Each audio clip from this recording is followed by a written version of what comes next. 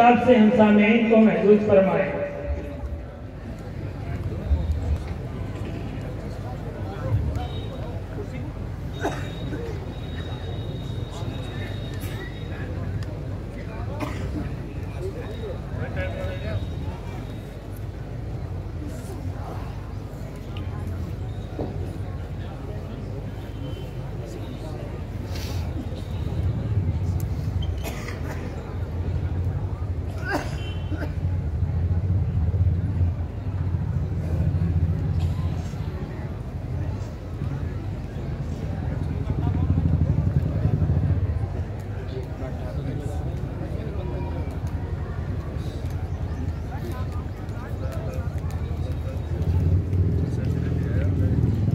السلام علیکم۔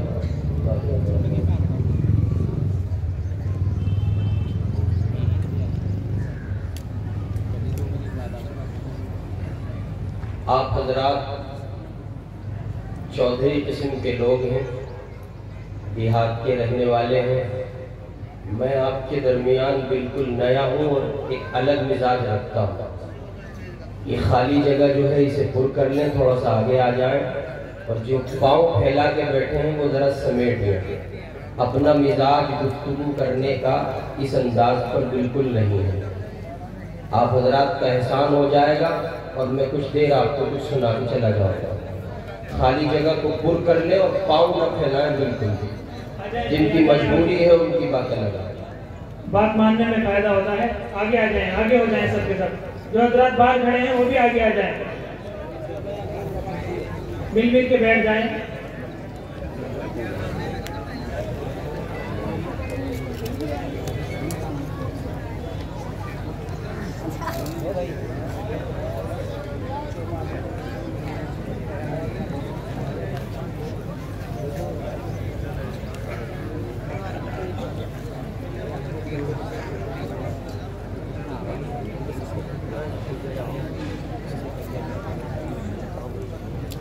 درود پاک پڑھیں۔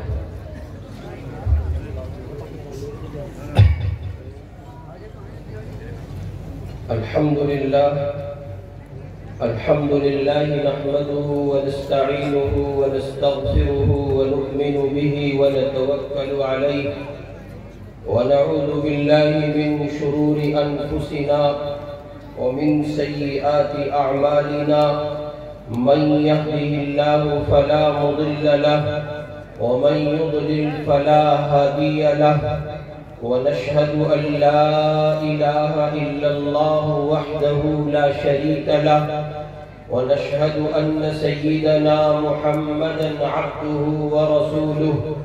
صلى الله عليه وعلى آله وأصحابه وبارك وسلم تسليما كثيرا۔ أما بعد فأعوذ بالله من الشيطان الرجيم، بسم الله الرحمن الرحيم۔ ثم أورثنا الكتاب الذين اصطفينا من عبادنا، وقال رسول الله صلى الله عليه وسلم إن الله يرفع بهذا الكتاب أقواما ويضع به آخرين، أو كما قال محمد صلى الله عليه وسلم۔ بزرگان محترم، معزز سامعین کرام، پس پردہ تشریف فرما محترم مائیں بہنیں بچیاں، ہم اور آپ مدرسہ یاسینیہ سراج العلوم کے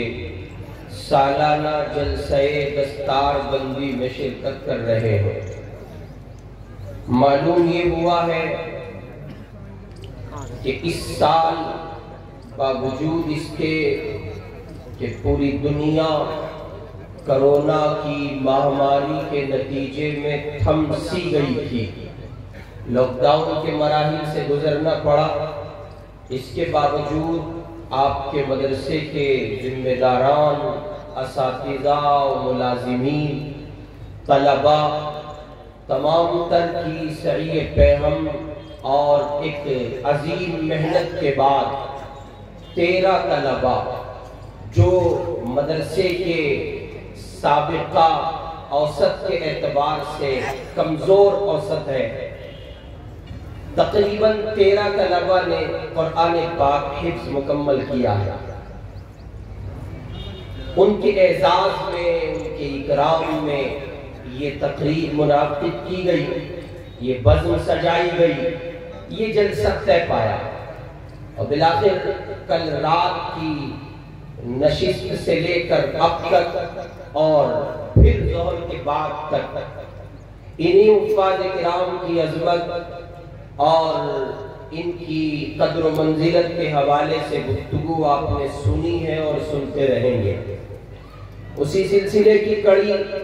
یہ ایک گنہگار طالب علم آپ کے سامنے ہے، اسی حوالے سے چند ایک معروضات آپ کی خدمت میں پیش کرے گا۔ دعا فرمائے اللہ تعالیٰ کچھ کام کی باتیں کہنے کی توفیق عطا کر دے۔ قرآن مجید میں اللہ تعالیٰ کہتے ہیں ثم اورثنا الکتاب الذین اصطفینا من عبادنا، یہ بچے جنہوں نے قرآن پاک کا حفظ مکمل کیا ہے، یہ طلبہ جو حافظ ہوئے ہیں، ان کے اعزاز و اکرام میں اور ہر اس طالب علم کے لیے، ہر اس عالم دین کے لیے، ہر اس طالب دین کے لیے جو اللہ کے دین کو اپنے سینے میں سمیٹنا چاہتا ہے، جو قرآن کی دولت سے بہرور ہونا چاہتا ہے، اس کو اپنے سینے میں محفوظ کرنا چاہتا ہے، اللہ رب العزت والجلال نے قرآن مجید میں ان کے لیے یہ بات کہی ہے ثم اورثنا الکتاب الذین اصطفینا من عبادنا، پھر ہم نے اپنی کتاب کا وارث بنایا اپنے بندوں میں سے ان بندوں کو جن کو ہم نے چن لیا، جن کا انتخاب ہم نے کیا، جو ہمارے سلیکٹڈ بندے ہیں۔ معلوم یہ ہوا کہ اس زمین پر قرآن کی دولت کو سینے میں سمیٹنے والے افراد وہ دراصل اپنی صلاحیت، اپنی خوبی اور اپنے کمالات کی بنیاد پر اس کو حاصل نہیں کرتے، وہ اللہ کے بندے یا دنیا جہان میں کوئی اللہ کا بندہ قرآن پاک کی دولت سے اس وقت تک معمور نہیں ہو سکتا، قرآن پاک کو اس وقت تک اپنے سینے میں جگہ نہیں دے سکتا، وہ قرآن کو اپنے دل کے نہاخانوں میں اس وقت تک محفوظ نہیں کر سکتا جب تک اللہ رب العزت والجلال کی جانب سے اس اللہ کے بندے کا انتخاب نہ کر لیا جائے۔ دنیا کا کوئی حافظ اپنی مرضی سے اپنے کمال کی بنیاد پر حافظ نہیں ہوتا، اس کی تدابیر کو، محنت کو کسی ایک درجے میں دخل ہو سکتا ہے، لیکن اگر اللہ کا فضل نہ ہو، اس کا کرم نہ ہو، اس کی عطا نہ ہو، اس کی عنایت نہ ہو، اس کی نوازشات نہ ہو، اللہ کی نظر محبت نہ ہو، تو اس زمین پر کوئی انسان اللہ کے قرآن کو اپنے سینے میں بسا لے، یہ ممکنات میں سے نہیں ہے۔ چنانچہ یہ 13 طلبہ، یہ بچے جنہوں نے قرآن پاک کا حفظ مکمل کیا، ظاہر ہے کہ یہ صرف 13 ہی نہیں تھے مدرسے میں، ان کے ساتھ ایک بڑی تعداد نے مدرسے میں داخلہ لیا تھا، ان کے ساتھ ایک بڑی تعداد تھی جو ان کے ہم رکاب تھی، ان کے دوستوں کی تعداد تھی جو ان کے ساتھ دن رات اٹھنے بیٹھنے والے، ان کی ایک دوسرے کے ساتھ آپس میں ایک دوسرے کی ہم نشینی، ایک دوسرے کے ساتھ میل جول اور تعلقات، لیکن تمام لوگوں کو قبول نہیں کیا گیا۔ ان تمام کے درمیان سے ان 13 کو منتخب کیا گیا، ایک ایک کلاس میں اور بھی ان کے ساتھ ان کے اپنے ساتھی اور افراد ہوں گے، لیکن یہ اللہ کا خصوصی فضل و کرم انہی کے ساتھ ہوا اور ان کو اللہ پاک نے چنا، اور بالآخر یہ کہ یہ آیت کریمہ قرآن کی اس آیت کا یہ بچے مصداق بنے جس میں اللہ پاک یہ کہہ رہے ہیں الذین اصطفینا من عبادنا، یہ اللہ کے وہ چنے ہوئے بندے ہیں جن کا اللہ نے اس مدرسے کے تمام تر طلبہ میں اس سال حفظ قرآن کی سعادت کے لیے انتخاب کیا ہے۔ معلوم یہ ہوتا ہے کہ اس دنیا میں کوئی آدمی اپنی طاقت، اپنی دولت، اپنی ہیکڑی، حکومت، عزت، شہرت اور جو کچھ اسباب و وسائل ہو سکتے ہیں، جو کچھ ذرائع ہو سکتے ہیں، ان کی بنیاد پر وہ قرآن کو حاصل نہیں کر سکتا۔ کوئی آدمی اگر یہ چاہے کہ اس کے پاس طاقت ہے اور وہ اس طاقت کا استعمال کرے اور قرآن کی دولت کو اپنے سینے میں جمع کر لے یا اپنے بچوں کو اس سے معمور کرا دے تو یہ ممکن نہیں ہے۔ اللہ کا انتخاب ہے، اللہ کا فضل ہے، اللہ ہی کی عطا ہے۔ اللہ جب چاہتے ہیں تو عطا کرتے ہیں اور جب وہ نہیں چاہتے تو پھر محروم کر دیتے ہیں۔ چنانچہ ان کا ضابطہ، ان کا دستور کچھ اس انداز کا ہے کہ وہ طالبین کو یہ دولت عطا کرتے ہیں۔ ان کے یہاں نہ مالدار دیکھا جاتا ہے، نہ غریب، نہ کمزور دیکھا جاتا ہے، نہ طاقتور، نہ بہت زیادہ بلندی کا حامل شخص دیکھا جاتا ہے اور نہ بہت زیادہ کمزور درجے کا انسان، بلکہ یہ اللہ کی اپنی عطا ہے۔ وہ جس کا انتخاب کرے، وہ جب انتخاب کرنے پر آئے تو دور سے کسی کا انتخاب کرے، ایک ایسے فرد کا انتخاب کرے، ایک ایسے شخص کا انتخاب کرے جو مکہ المکرمہ کی زمین پر اپنی حیثیت کے عنوان سے انتہائی گمنام شخصیت ہے، انتہائی بے معنی شخصیت ہے، اس کا اپنا پس منظر کوئی نہیں ہے، اس کا اپنا خاندانی بیک گراؤنڈ کوئی نہیں ہے، لیکن اللہ کی عطا ہے۔ وہ جب انتخاب کرنے پر آتا ہے تو حبشہ کی زمین سے اٹھاتا ہے، ایک کانے کلوٹے شخص کا انتخاب کرتا ہے۔ سیدنا بلال حبشی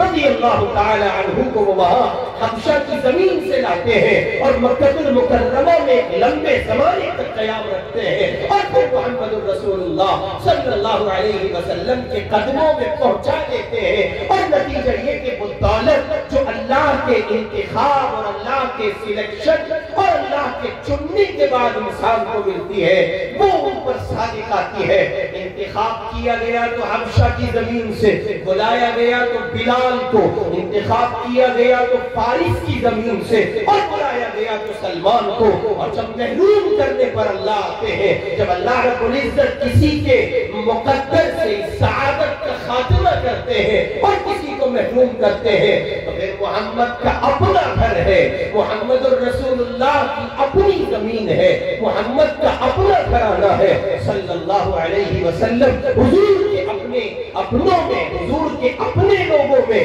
آپ کے اپنے سگوں میں، آپ کے اپنے عزیزوں میں، آپ کے اپنے اقربا میں، آپ کے ہر دل عزیز، آپ کے بے پناہ شفیق چچا جناب ابو طالب کو محروم کر دیا جاتا ہے۔ ایک طرف بلا کے بلال کو دیا گیا، ایک طرف محروم کرنے پر آئے تو ابو طالب کو محروم کیا اور پھر یہ اعلان کر دیا گیا یہ تقسیم اللہ کی ہے، یہ عنایت رب کی ہے، وہ جس کو چاہے گا دے گا اور وہ جس کو چاہے گا محروم کر دے گا۔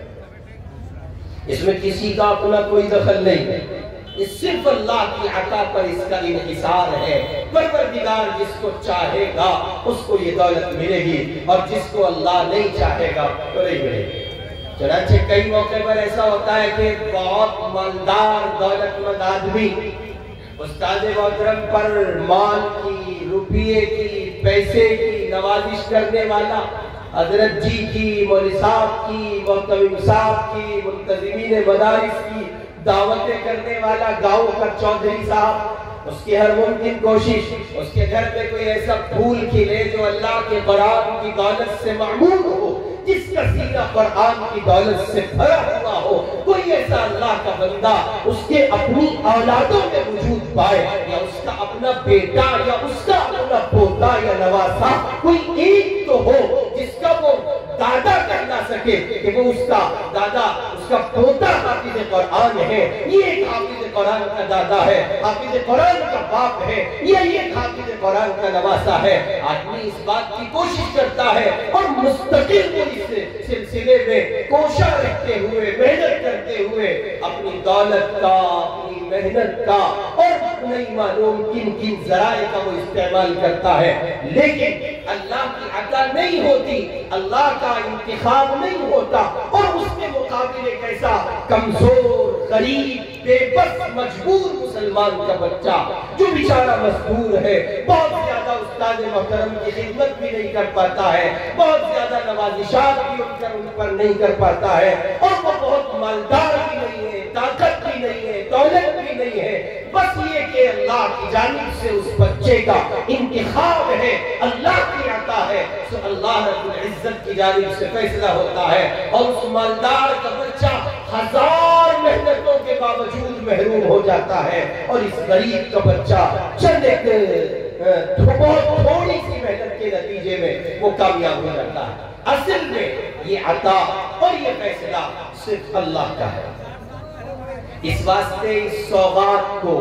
اس سعادت کو، اس دولت کو، اس نیکی کو، اس اچھائی کو، اس خیرات کو پانے کے لیے اللہ کے حضور سر بسجود ہوا کرے، اللہ سے یہ مانگا کرے رب کریم اپنا فضل فرما، اور ہماری اولادوں میں، نسلوں میں، بچوں میں، ہمارے اپنوں میں کوئی ایسا پھول کھلا جو تیرے قرآن کی دولت سے معمور ہو۔ اور پھر اسی کے ساتھ ساتھ یہ کہ ممکنہ تدابیر اختیار کی جائے، جیسے میں نے ابھی عرض کیا کہ اللہ رب العزت کا اپنا فیصلہ ہے اور ان کا اپنا انتخاب ہے۔ وہ جب دینے پر آئے تو بہت دور سے بلا کے عطا کر دے، اور وہ جب محروم کرنے پر آئے تو بہت قریب کے اپنے لوگوں کو محروم کر دے۔ چنانچہ اس کے مظاہر عہد نبوی سے آج تک دیکھنے کو مل رہے ہیں۔ پھر یہ قرآن پاک کی دولت جس کو حاصل ہو جائے اس کے لیے اس جہان میں بھی، اس جہان میں بھی، اس دنیا میں بھی، اس دنیا میں بھی،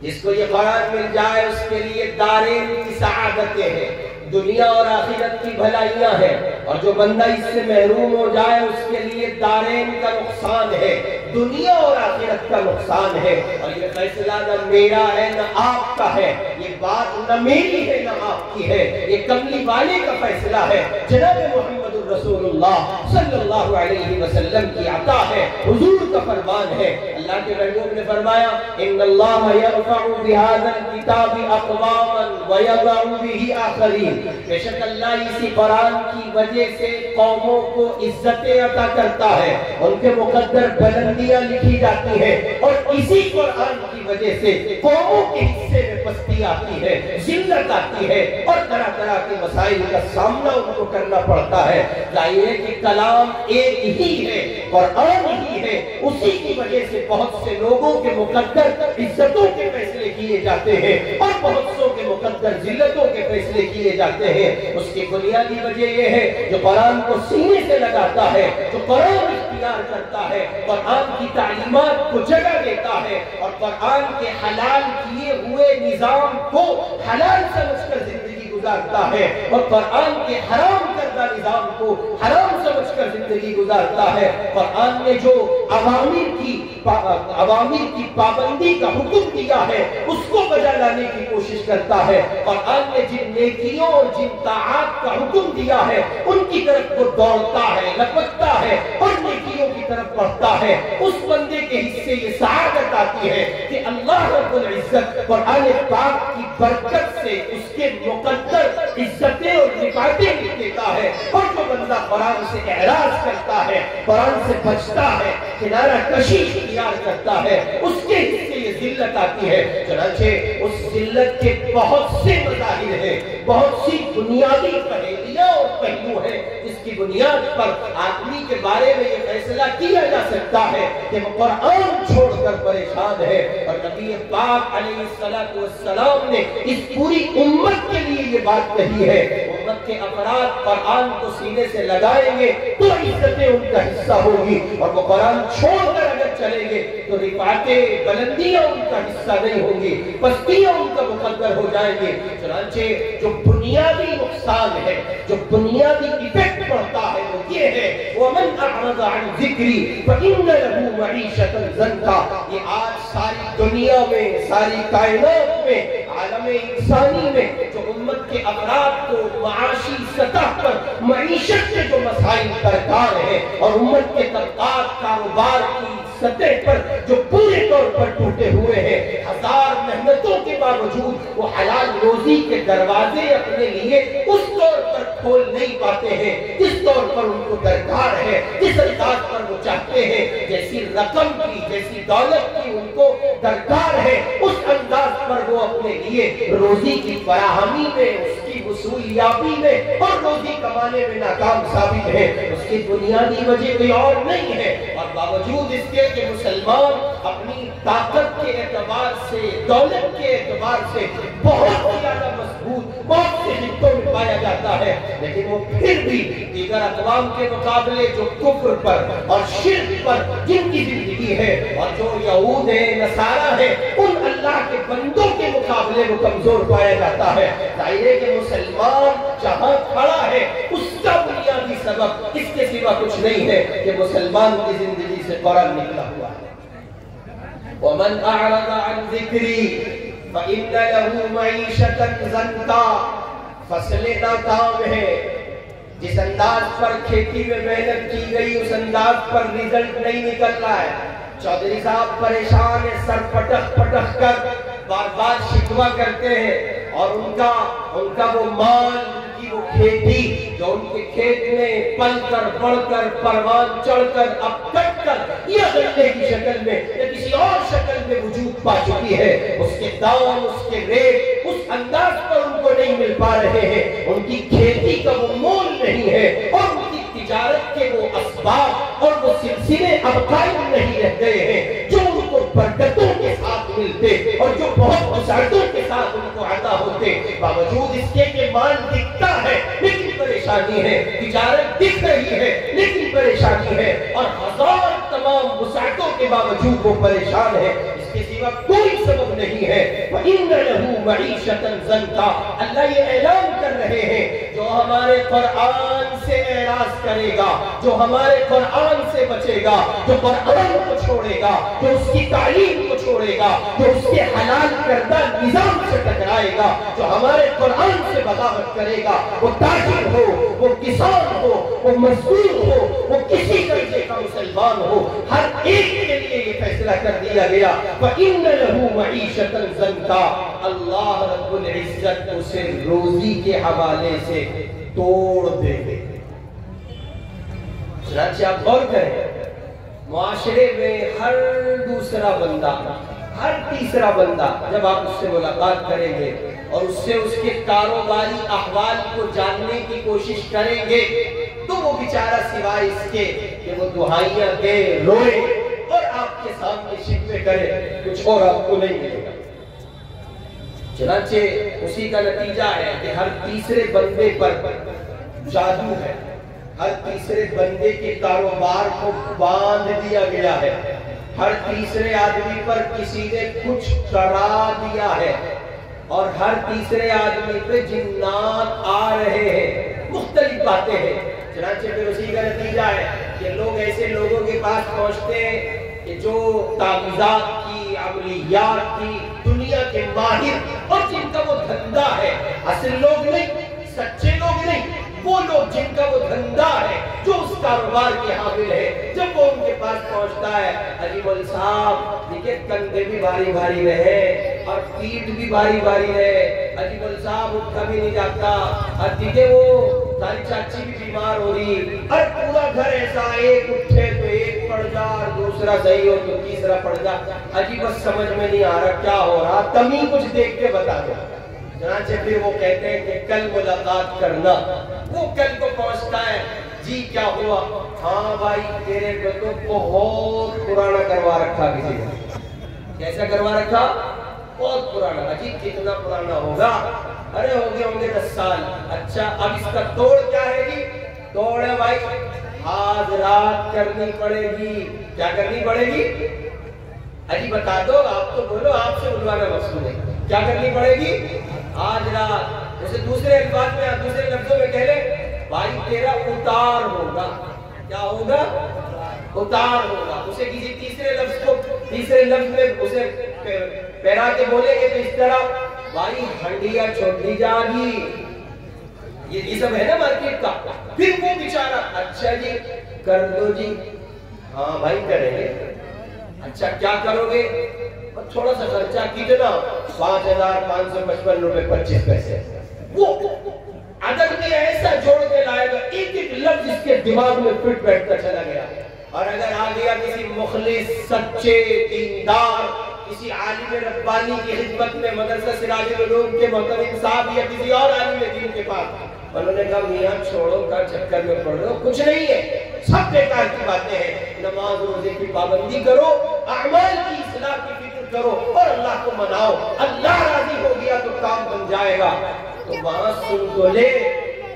लेकिन जब वहां से निकल के चले तो जो लेकर आया तो उससे कहा कहाँ ले आया यार, तो देसी बोल साहब ये तो कुछ भी नहीं पता, बोला आदमी बेचारा ईंधन नहीं बता दी, उसके दौरे गया था, देखिए वो वहां रहे उसके दौरे गया था, उनने भाई साहब एक रात में सारा बता दिया था कच्चा चिट्ठा, अब कहाँ दुख रहा और क्या दुख रहा और कहाँ से आवेगा कैसे होगा, और तू इसके दौरे लिया है, तो मौलवी साहब को कुछ भी नहीं पता। चल ठीक है, कोई बात नहीं, बातें तो सारी ठीक ही बता रहा था। जो बेचारे सही अमाल की जानिब तवज्जो दिलाए वो तो देसी है जी, और जो यूं कहे 5,555 रुपए 25 पैसे का खर्चा वो विलायती। चुनांचे जब इतनी मोटी रकम वहां पहुंचती है, अब वो आमिर साहब पूछते हैं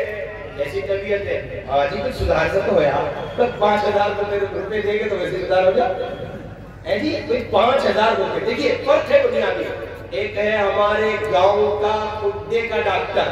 जो BOMS है, जिसने पटना से BOMS किया है, और या वो झोले छाप है, किसी के यहाँ तरबियत पाके इंजेक्शन ठोकने की सलाहियत पा गया, ऐसा डॉक्टर है। वो दवाई देता है 20 की 30 की, बहुत खींच लिए तो 50-80 बस। एक डॉक्टर है जो यहाँ छपार में बैठता है या देवबंद में बैठता है या मुजफ्फरनगर में बैठता है, और उसकी जो फीस है वो 300 रुपए, और अभी डॉक्टर से मुलाकात नहीं हुई, पेशगी उसके कंपाउंडर ने 300 रुपए लिए और डॉक्टर ने 2-4 बात की, कलम चला के दवाई लिख दी। एक ये 20 रुपए का डॉक्टर था, एक वो 300 रुपए का डॉक्टर है। अब जब उस 300 वाले को दिखा के ये लौटता है, अभी दवाई नहीं खाई, किसी ने पूछा कैसा महसूस कर रहे हो, हाँ कुछ ठीक सा तो लग रहा, काबिल डॉक्टर है। ये इंसान की फितरत है, ये उसकी तबीयत है, ये वो कॉमन सेंस है, और ये वो बुनियादी फितरी हिस्सा है जो इंसान की जेब से निकलने वाली रकम की बुनियाद पर उसके ज़मीन और उसके दिल की अदालत तय करती है कि वो किस समत में चल रहा है। सच्चाई है न जिन्नात, न भूत, न परेत, न आसिफ, न किसी ने घर बांधा, न किसी ने कारोबार को जकड़ा, और न किसी ने आप पे कोई सहर और जादू किया। दरअसल मामला ये है कि आपकी मेरी यारी अल्लाह से कमजोर पड़ गई है, रब से ताल्लुकात में कमी वाक़ई हो गई है, और आज के निजाम को मैंने और आपने छोड़ दिया है। घर का घर ऐसा है जो नमाज नहीं पढ़ता है, घर का घर ऐसा है जो तिलावत नहीं करता है, घर का घर ऐसा है जो सारी रात यूट्यूब और गूगल की दुनिया में, गुनाहों की दुनिया में मुलव्विस रहता है और गंदी दुनिया को आबाद किए हुए है। अल्लाह का ग़ज़ब उस घर पे नाज़िल होता है, अल्लाह का कहर उस घर पे पड़ता है, और ये परवरदिगार के कहर का नतीजा होता है। बनते बनते काम बिगड़ते चले जाते हैं। चुनांचे लोग शिकायत करते हैं, अजी मौलवी साहब पहले मैंने मट्टी को भी हाथ लगाया नहीं कभी, तो वो भी सोना बन गई, और अब सोने को हाथ लगाते तो लगे डर लगे मट्टी ना हो जा, कभी सोने का नुकसान हो जा, अभी पता नहीं क्या हो रहा। अजीब सूरत हाल है। इस दौर के बड़े मुसलिह और बड़े दर्जे के अल्लाह वाले शेख ज़ुल्फ़िकार अहमद साहब नक्शबंदी दामत बरकातुहुल आलिया, अल्लाह पाक उनको बेपनाह सलामत रखे, उनसे किसी ने पूछा कि हालात का मदावा,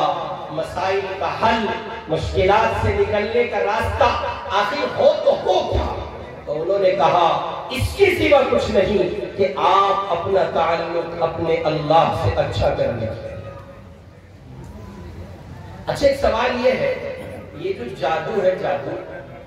यो पागल हो गया शायद, हर एक पे आ रहा, हर एक पे हो रहा, कहीं ऐसा तो नहीं इसे जादू को कोरोना हो गया? अब भाई देखो, जो जहां मिलेगा हालात का मारा होया उसी पे जादू हो जाएगा। अच्छा बताएं, ये पूरी कायनात में जो हलचल है, क्या इस हलचल में अल्लाह के सिवा भी किसी का दखल है? अजी बता दो, ناشتہ تو کرا ہوگا، کرا نہیں کرا؟ اللہ کے سوا تو کسی کا دخل نہیں نا۔ جب اللہ کے سوا اس کائنات کی ہلچل میں کسی شے کا دخل نہیں ہے، پھر جادو اللہ کے حکم کے بغیر کسی پر کیسے چلا جاتا ہے؟ معلوم یہ ہوا جادو بھی اللہ کا محتاج ہے، اللہ ہی کی طرف سے فیصلے ہوتے ہیں۔ یہ میرا بندہ نہ نماز کا، نہ روزے کا، نہ زکوٰۃ کا، نہ حج کا، نہ نیکیوں کا اور نہ طاعات کا ہے، یہ مستقل گناہوں کی دنیا میں لگا ہوا ہے۔ چنانچہ حالات کا جو دائرہ بند ہوتا ہے، مشکلات کا جو گھیراؤ ہوتا ہے، اس کا بنیادی سبب یہ ہے کہ انسان کا تعلق اللہ سے کمزور پڑ رہا ہے۔ اس واسطے اپنے تعلقات کو اللہ سے مضبوط کیجئے، اللہ سے اپنے رب کو بحال کیجئے، اور اس طور پر بحال کیجئے کہ شریعت اسلامی نے جن چیزوں کو حلال قرار دیا ہے ان کو حلال سمجھ کر، جان کر، ان پر مستقیم رہ کر پابندی کے ساتھ وقت گزاریے، اور اپنے اوپر حرام کر لیجئے اس نظام کو، اور 100% اس پر جم جائیے جو اللہ نے حرام کیا۔ چنانچہ جب تک گناہوں کی دنیا کا خاتمہ نہیں ہوگا اور گناہوں کی دنیا کو پورے طور پر ٹھکرایا نہیں جائے گا اور گناہوں کی دنیا سے آپ جنگ نہیں لڑیں گے، نفس و شیطان کے مقابل آ کر کھڑے نہیں ہوں گے اور چن چن کر ایک ایک گناہ کا اپنی زندگی سے خاتمہ نہیں کریں گے، تب تک حالات کا مداوع کسی صورت ممکن نہیں ہے۔ اصل میں معاملہ اللہ کی جانب سے بنایا جاتا ہے، اور جو لوگ گناہوں بھری زندگی گزارتے ہیں ان کی زندگیوں سے سب سے پہلے ادنیٰ درجے میں جس چیز کا خاتمہ کیا جاتا ہے اس چیز کا نام سکون ہے۔ چنانچہ ہمارے حضرت حکیم اختر صاحب رحمہ اللہ ایک شعر پڑھا کرتے تھے، وہ یوں کہا کرتے تھے، بس اسی کو ملے گا جہاں میں سکون، بس اسی کو ملے گا جہاں میں سکون، اپنے مولا کا جو باوفا ہو گیا، جس کا رابطہ اللہ سے مضبوط ہے، جو اللہ کا نیک بندہ ہے، اس کے ساتھ سکون کے مراحل طے کیے جائیں گے۔ اس کو اللہ اس کی زندگی میں وہ سکون عطا کرے گا، دولت نہیں، طاقت نہیں، مال کی فراوانی نہیں، اس کے باوجود سکون میسر ہے۔ دراصل یہ معاملہ اس پر ہے کہ بندے کا رابطہ اللہ سے کیسا ہے۔ اور اگر رات کی تاریکیوں میں گوگل کی دنیا، فیس بک کی دنیا، ٹویٹر کی، واٹس ایپ کی دنیا ہے جی، اور وہ ابھی چلا تھا کچھ دن پہلے بند ہو گیا، ٹک ٹاک کی دنیا، اس پہ ساری دنیا اس کی دھن پہ رقص کرتی ہوئی، ڈانس کرتی ہوئی دکھائی دے رہی تھی۔ کیا پڑھے لکھے اور جان پڑھ، کیا شرفا اور کیا غیر شرفا، کیا سمجھدار اور کیا غیر سمجھدار، ہر آدمی ٹک ٹاک کا دیوانہ۔ جو شریف لوگ تھے وہ شرافت کے حوالے سے، اور جو شریر لوگ تھے وہ شرارت کے حوالے سے ٹک ٹاک کی زینت بنے ہوئے تھے، اور ان کا دن رات کا مشغلہ یہی تھا کہ انہوں نے سوشل میڈیا کی دنیا میں اپنے آپ کو اتنا ایکٹیو کیا، اتنا فعال کیا کہ ان کو اس بات کی پرواہ نہ ہو سکی کہ شریعت ان کے ہاتھ سے چھوٹتی چلی جاتی ہے، نظام مصطفیٰ کو وہ ٹھکراتے چلے جاتے ہیں، لاشعوری طور پر محمد رسول اللہ کے دین سے وہ بغاوت کر رہے ہیں، لاشعوری طور پر حضور پاک صلی اللہ علیہ وسلم سے وہ بغاوت کر رہے ہیں، اللہ کے نظام سے وہ ٹکرا رہے ہیں، اور انہوں نے سوشل میڈیا کی دیوانگی میں اپنے آپ کو دیوانہ بنا کر اور سوشل میڈیا کی دیوانگی سے پورے طور پر سرشار رہتے ہوئے زندگی گزارنا شروع کیا، اور رات وہ اپنی دنیا میں مگن رہے، بستر میں لیتے رہے، اور گناہوں کی دنیا کو انہوں نے آباد رکھا، اور انہوں نے موویز دیکھی، گانے سنے، اور انہوں نے طرح طرح کے لہو و لعب کو اختیار کیا۔ اللہ رب العزت والجلال نے یہ طے کر دیا ان کی زندگیوں سے سکون اٹھا لیا جائے۔ چنانچہ گناہ کرنے والے آپ ہوں یا میں یا اللہ کا کوئی بندہ، جب اس کے ذہن میں دماغ میں یہ بات چلتی ہے کہ میں گناہ کر رہا ہوں اور مجھے دیکھنے والا کوئی نہیں ہے، تو قرآن مجید میں اللہ تعالیٰ یہ بات کہتے ہیں، بہت اچھے سے سمجھ لینی چاہیے یہ بات، ان ربک لبالمرصاد۔ آپ جب زمین پر کسی حصے میں ایسی کوئی ایکٹیویٹی، ایسا کوئی پہلے پر انجام دیتے ہیں یا ایسا کوئی نیک کام انجام دیتے ہیں، غرض یہ کہ آپ کی کسی طرح کی کوئی ایکٹیویٹی ہو اور کسی طرح کا کوئی عمل ہو، اس کائنات کے انسانی کے تمام تر افراد سے چھپ سکتا ہے، وہ زمین کے تمام تر سی سی ٹی وی کیمروں سے چھپایا جا سکتا ہے، وہ دنیا کی ہر طاقت سے آپ چھپا سکتے ہیں، لیکن خوب سمجھ لیں یہ بات، اللہ کی نظروں سے نہیں چھپایا جا سکتا۔ بے شک تیرا رب تیری گھات میں لگا ہوا ہے، جی ہاں، رات کی تاریکی میں بستر میں لیٹ کے، سردی کے موسم میں رضائی اوڑھ کر جو گناہ کے کام انجام دیے گئے، سوشل میڈیا پر جو رنگا ناچ ہمارے جوانوں نے اور ہمارے مسلمان بچوں اور بچیوں نے جو ناچا ہے اور جس کے نتیجے میں تباہی وجود میں آئی ہے، بہت اچھے سے یہ بات سمجھ لیجئے، وہ ساری کائنات سے چھپے تھے، وہ گھر کے ہر پرد سے چھپے تھے، لیکن وہ اللہ کی نظر سے نہیں چھپے تھے۔ اللہ ان کو دیکھ رہا ہے۔ ان ربک لبالمرصاد۔ یہ جو مٹک مٹک کے ہمارے نوجوان چلتے ہیں، بوڈیاں پھلائی اور سپلیمنٹ کے 2-4 ڈبے کھائے اور جم جانا شروع کیا اور 2-4 گلاس دودھ کا پھالتو پی لیا، اور وہ اب اپنی باڈی کو اٹھائے پھرتے ہیں، آئینے کے سامنے کئی بار پہنچتے ہیں، کبھی دائیں دیکھتے ہیں کبھی بائیں، اور ان کا نظریہ یہ ہے کہ وہ آنکھوں سے جس خیانت کو انجام دے رہے ہیں، ان کا نظریہ یہ ہے کہ وہ جس بہن کو، بیٹی کو، بہو کو، وہ جب کسی کی بہن بہو بیٹی کو دیکھ رہے ہیں، ان کے اس عمل کو کوئی نہیں دیکھتا ہے۔ اللہ قرآن میں کہتے ہیں یعلم خائنۃ الاعین، یہ تمہاری آنکھوں کی چوریوں سے ہم بہت اچھے سے واقف ہیں۔ یہ ہمارے آوارہ، بیوقوف، پاگل، سانڈ قسم کے نوجوان جو محلے کے چوراہوں پر، گلیوں کے نکڑ پر اور کھیتوں میں کھڑے ہو کر اور بہت تیز آواز کے ساتھ اپنے موبائل فون پر گانے سنتے ہیں اور رقاصاؤں کے رقص پر سر جھومتے ہیں اور میوزک سے اپنی دنیا کو پورے طور پر سجائے ہوئے ہیں، وہ بہت اچھے سے سمجھیں یہ بات، کوئی نہیں دیکھتا، ان کا رب ان کی ہاتھ میں لگا ہوا ہے، وہ باپ سے بچ سکتے ہیں، ماں سے بچ سکتے ہیں، بھائی سے بچ سکتے ہیں، وہ اپنے گھر کے ہر فرد سے بچ سکتے ہیں، وہ اگر نہیں بچ سکتے تو اللہ کی نظر سے نہیں بچ سکتے، اور جب اللہ سے نہیں بچ سکتے اور غلطی ہوگی تو بھائی کھٹے والوں سوٹا بجے، اور یہ جو کچھ چل رہا ہے نا، جو کچھ ہے، اس کے پیچھے کچھ اور نہیں سوائے سوٹے کے، اور اس سوٹے کا نتیجہ میں نے ابھی عرض کیا، یہ اعمال بد ہے اور کچھ نہیں۔ ان کو آج آپ اور میں اپنی زندگی سے ختم کریں، آج میں اور آپ یہ عہد کریں، عزم کریں، تحیہ کریں، ارادہ کریں کہ چن کر ایک گناہ کا خاتمہ اپنی زندگی سے کریں گے۔ آج آپ توبہ کرتے ہیں اور ابھی چند ساعتوں کے بعد سے آپ دیکھیں گے، یوں آپ نے توبہ کے کلمات کو پڑھا، یوں آپ تائب ہوئے، یوں آپ نے توبہ کی، یوں آپ اللہ کے حضور کہہ گئے، مولا اب تک جو ہوا غلط ہوا، رب جو اب تک کیا غلط کیا، اب میں معافی چاہتا ہوں، اب میں حضور لوٹتا ہوں، اب میں شرمندہ ہو کر واپس آ رہا ہوں۔ یوں آپ نے توبہ کی، یوں اللہ نے آپ کے دل کی دنیا پر سکون ڈالنا شروع کر دیا۔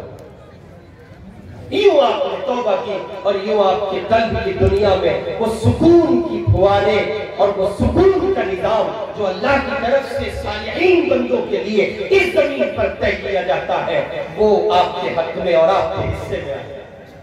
اس واسطے میرے بھائی، گناہوں کا خاتمہ کیجئے، نیکیوں کی ڈگر پر چلنے کی کوشش کیجئے، بالخصوص یہ نوجوان دوست، احباب، بچے اور بچیاں یہاں جلسے میں شرکت کر رہے ہیں اور جن تک آواز پہنچ رہی ہے، बहुत अच्छे से ये समझे कि आप कौम की रीढ़ की हड्डी की हैसियत रखते हैं। किसी भी कौम के मुस्तकबिल को तय करने में और किसी भी कौम के मुस्तकबिल को बनाने में और उसको संभालने में जो बुनियादी किरदार जवानों का होता है वो किसी और का नहीं होता। तो या आप कौम की इमारत के पिलर की हैसियत रखते हैं और जब पिलर कमजोर हो जाते हैं फिर इमारत बेमाना और बेवजूद हो जाती है। इसलिए नौजवान दोस्तों से गुजारिश है, सोशल मीडिया के नेटवर्क के गुलाम न बनिए। सोशल मीडिया कुछ और नहीं है सिवाय यूरोप के थूक के। वो अंग्रेजों ने थूका है, उनका थूका हुआ है जिसे मैं और आप चाटने की कोशिश में लगे हुए हैं। वो कुछ और नहीं है, वो निजाम है जिससे वो आरी आ चुके हैं। वो निजाम है जिसे वो कबूल नहीं कर रहे हैं। वो निजाम है जिसको वो पसंद नहीं करते हैं और उन्होंने यूं हड्डी की वाली फेंका है और लोगों की तरफ ढालना शुरू किया। तो अजम के लोग दीवानगी के साथ उनके पीछे चल पड़े और नतीजा ये निकला कि वो उसके दिलदादा बने और वो उसकी तरफ ऐसे लपके और दौड़े जैसे कोई बहुत अजनबी और बहुत ज्यादा पेशेंट की शय हो। मेरे भाई ये सोशल नेटवर्क इसको जरूरत की हद तक इस्तेमाल कीजिए। बिलखुसूस वो नौजवान बच्चे जो जवानी और शबाब की तहरीक पर कदम रखे हुए हैं, जो जिंदगी के ऐसे दौराहे पर खड़े हैं जहां वो अच्छे बुरे की तमीज नहीं कर सकते, सही और गलत का फैसला नहीं कर सकते, उनके लिए तो हर पल डरने की बात है कि वो हर मुमकिन पहलू से इस बात की कोशिश करें कि वो सोशल मीडिया पर मुहताज जिंदगी गुजारे। फेसबुक का इस्तेमाल अगर उनकी जरूरत का हिस्सा है तो करे, ट्विटर का इस्तेमाल अगर उनकी जरूरत का हिस्सा है तो करे, और अगर वो कहिए कि सोशल मीडिया के जितने रास्ते हैं अगर वो उसको महदूद दायरे में अपनी जरूरत के मुताबिक इस्तेमाल कर सकते हो तो करें। और अगर वो अपने ऊपर एतमाद न पाते हो, उनको ये कॉन्फिडेंस ना हो, उनको ये भरोसा ना हो कि हम इस दुनिया में जाएंगे और बहक जाएंगे और वो अपने आप को इस राह पर कमजोर पा रहे हो, तो ऐसे अल्लाह के बंदों को चाहिए कि वो पूरे तौर पर अपने आप को इससे बचाएं। इसलिए कि ये वो दलदल है जो यहाँ गया है वो फंसता चला गया है और नताइज इतने संगीन निकले हैं कि फिर संभाले नहीं समझ पाया है। हजरतुल उस्ताद हजरत मौलाना हामिद हुसैन साहब दामत बरकातुहुल आलिया तशरीफ ला चुके हैं। जाहिर है कि मुश्तालिब इल्म का हजरत की मौजूदगी में कुछ कहना ये किसी जसारत से कम नहीं होगा। बस मैं अपनी इन मारूजात के पैगाम के तौर पर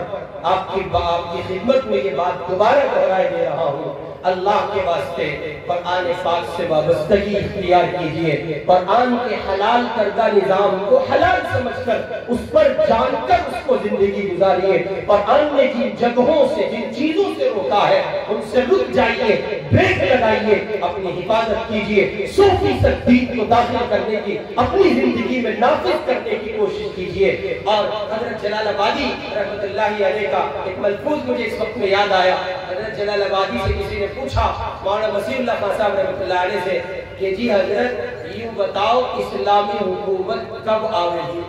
और ये सवाल शायद मेरा आपका भी होगा, हर आदमी का, हर मुसलमान का ये सवाल है। अजी उनको तंग आगे बोल साहब को बता दो यो इस्लाम की हुकूमत कब को आ रही है। ऐसे ही किसी ने कहा हजरत जलालाबादी रहमतुल्लाहि अलैह से कि हजरत इस्लामी हुकूमत का निफाज कब होगा। तो ये अहलुल्लाह जो होते हैं, अल्लाह के नेक बंदे जो होते हैं, ये बहुत छोटे से जुमले में बहुत बड़ी बात कह देते हैं। हजरत जलालाबादी ने उससे पूछा आप कितने फिट के हो भाई। सवाल कुछ था और जवाब कितने फिट के हो। उसने अपना फिट बताया कि 5 फीट इतने इंच का हूं। फरमाया बाबू पहले आप अपने इस 5.5 फीट के जिस्म पर इस जिस्म पर इस्लामी हुकूमत नाफिज कर लीजिए। जब आपके जिस्म पर इस्लामी, आपके जाहिर पर इस्लामी हुकूमत नाफिज होगी फिर अल्लाह की जमीन पर भी इस्लामी हुकूमत नाफिज कर देंगे। अभी तो हम में से हर आदमी तय कर ले कि उसने अपने जाहिर पे इस्लामी हुकूमत का निफाज किया है नहीं किया है, और अगर नहीं किया है तो वो कर ले, फिर बहारे देखेगा। अल्लाह रब्बुल इज्जत इन मारूजात पर अमल की तौफीक नसीब फरमाए। व आखिरु दावाना अल्हम्दुलिल्लाह।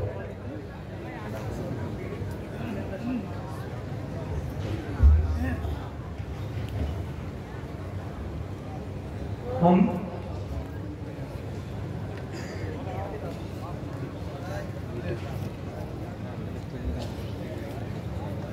اس مرتبہ جن حفاظ کی دستار بندی ہونی ہے وہ ابھی جلد از جلد 2 نمبر میں پہنچ جائیں. جن حفاظ کی دستار بندی ہونی ہے وہ بچے سب کے سب 2 نمبر میں پہنچ جائیں قاری صاحب کی درسگاہ میں. ہم سب کے بڑے مشفق و مکرم مخدوم و مربی جناب حضرت مولانا حامد حسن صاحب دامت برکاتہم العالیہ محتمم مدرسہ خادم العلوم باغوں والی تشریف لا چکے ہیں. اب حضرت والا سے بڑے ہی ادب و احترام کے ساتھ درخواست ہے کہ حضرت والا تشریف لائیں اور اپنی قیمتی نصیحتوں سے ہم سامعین کو محظوظ فرمائیں.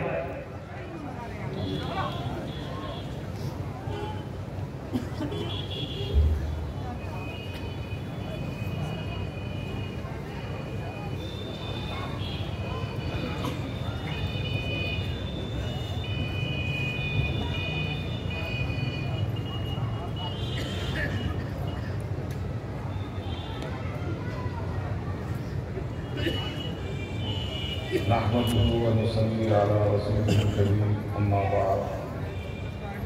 فأعوذ بالله من الشيطان الرجيم بسم الله الرحمن الرحيم يا أيها الذين آمنوا ادخلوا في السلم كافة ولا تتبعوا خطوات الشيطان إنه لكم عدو مبين. صدق الله العظيم. قال النبي صلى الله عليه وسلم من أحيا سنة من سنتي أميتت بعدي فقد أحبني ومن أحبني كان معي أو كما قال عليه الصلاة والسلام. محترم سامعین، معزز علماء اکرام، قرآن حکیم کی میں نے ایک آیت اور آپ صلی اللہ علیہ وسلم کی ایک حدیث پڑھی ہے. ان سے متعلق چند باتیں مجھے عرض کرنی ہیں. بھلے سے آپ کو وہ پسند آئے یا نہ آئے، لیکن پروردگار عالم مجھے اور جن لوگوں کے کانوں میں وہ بات پڑی، پروردگار عالم ہمیں ان باتوں پر عمل کی توفیق عطا فرمائے. اس لیے کہ آج اصلاح معاشرے کے عنوان سے پروگرام تو ہو رہے ہیں، لیکن اصلاح کی ایک کوشش نہیں ہوتی. ایک ہے صلاح اور ایک ہے اصلاح. صلاح کے معنی آتے ہیں نیکی کے، تقوی کے، اور اصلاح کے معنی آتے ہیں کہ صلاح اور نیکی کی اور تقوی کی کوشش کرنا. اس کی تو انسان کوشش کرتا ہے، لیکن خود اپنی زندگی کے اندر یہ جو کہنے والا ہے، یہ جو دعوت دینے والا ہے، اس کے اندر بھی وہ صلاح اور تقوی والی بات ہے یا نہیں. ہمارے اکابر اور بزرگ جنہوں نے اس ہندوستان کے اندر دین کا کام کیا، دین کی خدمت کی، اور انہوں نے یہ مدارس کے شجر اور پودے لگائے، اگر ہم ان کی زندگی کا مطالعہ کرتے ہیں تو ہم ان کی زندگی کے اندر یہ بات بالکل ظاہر نظر آتی ہے. مثلا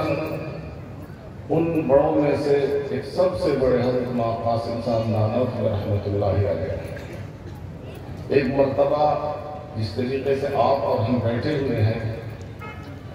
ایک مجمع کے اندر آپ واعظ فرما رہے تھے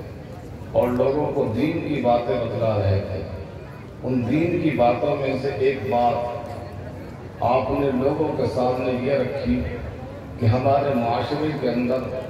ہمارے سماج کے اندر اگر کوئی عورت بیوہ ہو جائے